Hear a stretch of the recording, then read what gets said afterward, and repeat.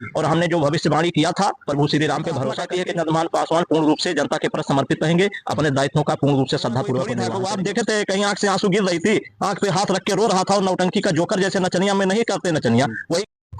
नमस्कार दोस्तों, India S TV में आप लोगों का बहुत बहुत स्वागत है। मित्रों, आप लोग महाराज जी को पहचान रहे होंगे। अब तो महाराज जी जाना पहचाना चेहरा हो चुके हैं और चुनाव के पहले बाबा जी न्यूज़ चैनलों पर वायरल भी हो चुके हैं।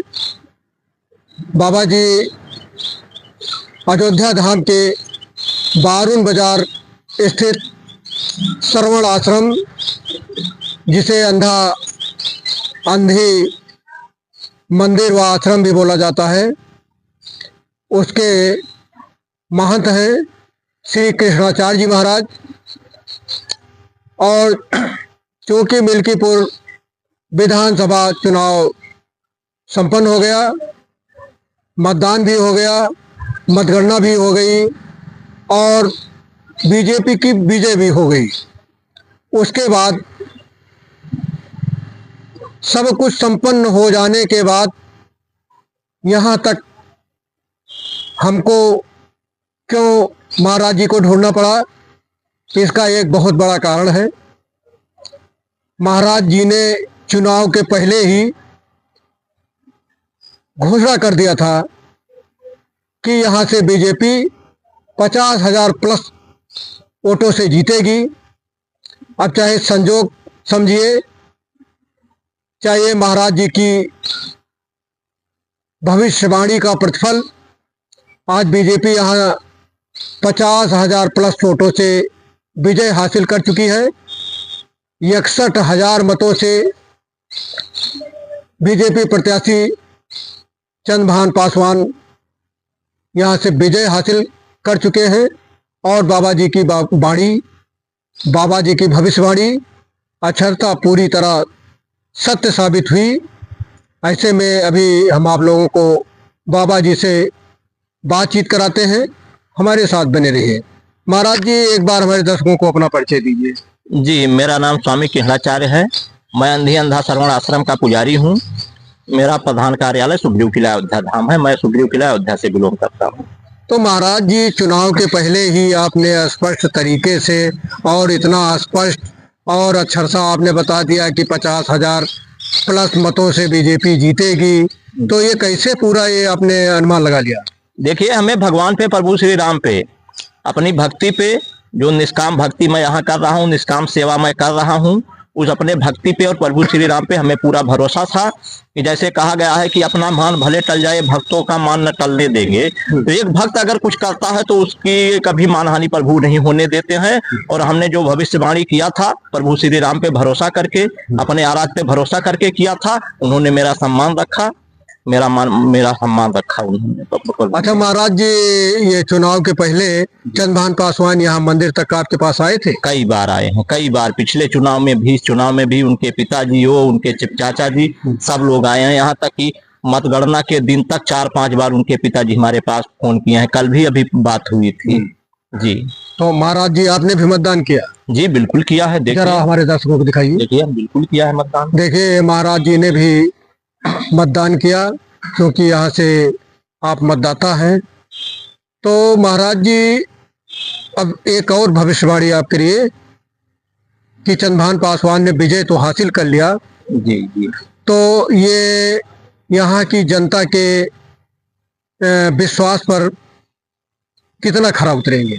नहीं, 100% चंद्रभान पासवान, जो भी उनको बहुत कम समय मिला है, ज्यादा 1.5-2 साल का समय मिला है, लेकिन उस 1.5-2 साल में मेरी अंतरात्मा कहती है कि चंद्रभान पासवान पूर्ण रूप से जनता के प्रति समर्पित रहेंगे, अपने दायित्वों का पूर्ण रूप से श्रद्धापूर्वक निर्वहन करेंगे और खरा उतरेंगे अपने कर्तव्यों पे। अच्छा महाराज जी, जीतने के बाद आपसे मिले? नहीं, जीतने के बाद फोन पे केवल बात हुई है। कल उनकी शोभा रोड शो था, लेकिन रात काफी हो गई थी और फोन पे का बात हुई है 2-3 बार। फोन से बात हुई? यहाँ आने के लिए वो बताए हैं कि महाराज जी स्थान पे मैं व्यक्तिगत आऊंगा, दर्शन करूंगा, आपकी वाणी सत्य हुई है और हमको अपने स्थान पे ले जाने के लिए जन्म स्थान पे बोले हैं। महाराज जी, एक बार मैं जन्म स्थान पे लेकर आऊंगा। अच्छा, ये चुनाव के पहले अवधेश प्रसाद रो रहे थे और उनका रोना धोना भी काम नहीं आया, इस पे आपका क्या कहना है? रोना धोना क्या, वो रोज नौटंकी थी। रोना धोना कोई थोड़ी था। को आप देखे थे कहीं आंख से आंसू गिर रही थी, आंख पे हाथ रख के रो रहा था। और नौटंकी का जोकर जैसे नचनिया में नहीं करते नचनिया, वही कहानी उसकी नौटंकी थी। एक सिंपैथी पाने के लिए, जो सहानुभूति पाने के लिए नौटंकी दिखा रहा था नाटक की। वो क्या कहते हैं, दलित लड़की के साथ बलात्कार हो गया, उसकी हत्या हो गई, अगर हमको न्याय ना मिला तो इस्तीफा दे देंगे, ये कर देंगे, वो कर देंगे। क्या बताइए, उस समय जो है भदासा में कांड हुआ था, वो दलित लड़की नहीं थी। रायपट्टी में कांड हुआ था, वो दलित लड़की नहीं थी। इसके कुछ समय पहले जो है इन्हीं लोगों की, सपा की सरकार में, उसमें बसपा सरकार थी। और शशि हत्याकांड, आपने चर्चित हत्याकांड सुना होगा, जिसमें आनंद सेन जो है जेल गए थे, वो दलित लड़की नहीं थी। तब तो आंसू नहीं निकला। आज चुनाव में सहानुभूति पाने के लिए, जनता की सिंपैथी पाने के लिए उन्होंने घड़ियाली आंसू बहा रहे, नौटंकी नचनिया तरीके, जोकर के तरीके। आपने आंख से आंसू गिरते हुए देखा है उनको? मुंह पे, हाथ पे ऐसे हाथ रख के आंसू बहा रहे हैं।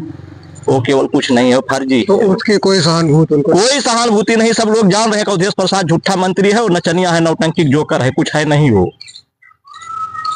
तो आपको क्या लगता है कि अगली बार जो चुनाव होगा, मान लीजिए इसके बाद 2027 में, जी जी, तो उसमें क्या होने वाला है? अभी क्या होने वाला है, अभी योगी बाबा एक बार फिर उत्तर प्रदेश के मुख्यमंत्री बनेंगे। एक बार फिर से मुख्यमंत्री जी जी जी, फिर एक बार उत्तर प्रदेश के मुख्यमंत्री बनेंगे। और जहां तक हमारी जो वो है, हमारी अंतरात्मा कहती है, यहाँ तक है कि 2029 में भारत के प्रधानमंत्री भी बन सकते हैं। मतलब भारत के प्रधानमंत्री भी बन सकते? जी जी जी, 100% 2029 में योगी आदित्यनाथ भारत के प्रधानमंत्री भी बन सकते हैं। कहाँ से, कैसे आप बोल रहे हैं? ये हमारी अंतरात्मा, अंतर जगत कह रही है। अपने प्रभु पे, अपने आराध्य पे, अपने इष्ट पे भरोसा है। देखिए, महाराज जी भविष्यवाणी कर रहे हैं कि 2029 तक भारत के प्रधानमंत्री योगी जी बनेंगे और 2027 में एक बार फिर से वो मुख्यमंत्री बनेंगे।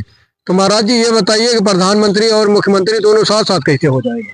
नहीं तो यहाँ इस्तीफा देंगे भाई, प्रदेश में इस्तीफा देंगे। अच्छा, यहाँ पहले वो मुख्यमंत्री बन जाएंगे 2027 में, उसके बाद 2 साल बाद इस्तीफा दे करके वो प्रधानमंत्री बने। जी जी जी, सेवर, यानी अगला चुनाव उन्हीं के बलबूते लड़ा जाएगा। जी जी जी जी, एकदम 100% प्रधानमंत्री पद का कोई चेहरा है तो योगी आदित्यनाथ है, मोदी जी के बाद में। तो महाराज जी, चंद्रभान पासवान के विजय पर आपने जश्न मनाया? जी बिल्कुल मनाए हैं। क्या क्या सबसे पहले हमने जो है पटाखे फोड़े हैं, सबसे पहले मिष्ठान बांटा है हम यहाँ। देखिए, महाराज जी बता रहे हैं कि चंद्रभान पासवान की विजय पर सबसे पहले हमने पटाखे फोड़े और सबसे पहले हमने चंद्रभान पासवान की विजय पे नहीं, हम एक हिंदुत्व की, सनातन की विजय पे, अच्छा, एक सनातन के सेवक की विजय पे हमने पटाखा फोड़ा, ना कि व्यक्तिगत चंद्रभान पासवान के। इसमें सारे हिंदू समाज की, सनातन धर्म की विजय हुई है, इसलिए हमने पटाखा फोड़ा है। मैं एक सनातनी हूँ। देखिए, ये हमारे बीच जिनसे बातचीत हो रही थी, ये है श्रवण आश्रम के महंत श्री कृष्णाचार्य जी महाराज जी। हमारे साथ बने रहिए। महाराज जी का आप लोग जो हमारे चैनल पर बोले उसको सुनिए, गुनिए, धुनिए, और उसके बाद महाराज जी इसमें क्या सही बोल रहे हैं और क्या बोलना चाहिए था, क्या नहीं बोलना चाहिए था, कमेंट बॉक्स में ये जरूर लिखिएगा। धन्यवाद।